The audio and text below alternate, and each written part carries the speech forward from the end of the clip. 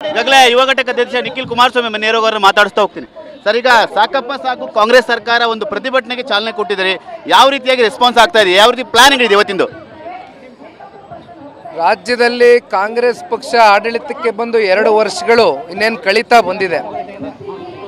ಕಳೆದ 2 ವರ್ಷದಿಂದ ನಿರಂತರವಾಗಿ ಸತತ ಬೆಲೆ ಏರಿಕೆ ಜೊತೆಯಲ್ಲಿ ಕಾಂಟ್ರಾಕ್ಟರ್ ಅಸೋಸಿಯೇಷನ್ಗೆ ಆಗಿರ್ತಕ್ಕಂಥ ಕೆಲವೊಂದಷ್ಟು ಅನ್ಯಾಯಗಳು ಮತ್ತು ಭ್ರಷ್ಟಾಚಾರ, ಈ ರೀತಿ ಅನೇಕ ವಿಚಾರಗಳ ಬಗ್ಗೆ ನಾವಿವತ್ತು ಫ್ರೀಡಂ ಪಾರ್ಕಲ್ಲಿ ಏನು ಪ್ರತಿಭಟನೆ ಮಾಡ್ತಾ ಇದ್ದೇವೆ. ನಮ್ಮ ಈ ಒಂದು ಹೋರಾಟಕ್ಕೆ ಪಕ್ಷದ ಶಾಸಕರು, ಮಾಜಿ ಶಾಸಕರು, ಮುಖಂಡರು, ಕಾರ್ಯಕರ್ತರು ಹಾಗೂ ಸಾರ್ವಜನಿಕರು ಸೇರಿದಂತೆ ನಮಗೆ ಬೆಂಬಲವನ್ನು ಕೊಡ್ತಾ ಇದ್ದಾರೆ ಅಂತಕ್ಕಂಥದ್ದನ್ನು ನಾನು ಹೇಳಬೇಕಾಗ್ತದೆ. ಈಗ ಸಾಕಷ್ಟು ಸಂಖ್ಯೆಯಲ್ಲಿ, ಸಾವಿರಾರು ಸಂಖ್ಯೆಯಲ್ಲಿ ಕಾರ್ಯಕರ್ತರು ಸೇರಿದ್ದಾರೆ. ವಿಧಾನಸೌಧ ಮುತ್ತಿಗೆ ಹಾಕ್ತೀರಾ ಅಂತ? ಇವತ್ತು ವಿಧಾನಸೌಧ ಚಲೋ ಮುತ್ತಿಗೆ ಹಾಕಬೇಕು ಅಂತಕ್ಕಂಥ ತೀರ್ಮಾನವನ್ನು ಪಕ್ಷದ ವತಿಯಿಂದ ನಾವು ಮಾಡಿದ್ದೇವೆ. ಈಗ ತಾನೇ ನಮ್ಮ JDLP ನಾಯಕರಾಗಿರ್ತಕ್ಕಂಥ ಬಾಬಣ್ಣವರು ಕೂಡ ಆಗಮಿಸಿದ್ದಾರೆ.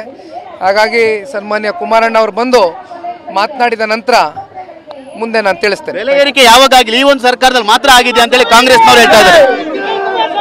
ಮಾತಾಡ್ತೀನಿ, ಇವೆಲ್ಲ ಮಾತಾಡ್ತೀವಿ. ಇದಿಷ್ಟು ನಿಖಿಲ್ ಕುಮಾರಸ್ವಾಮಿ ಮಾತು. ಕ್ಯಾಮರಾಮನ್ ಮಂಜು ಜೊತೆ ಸುನಿಲ್, TV9 ಬೆಂಗಳೂರು.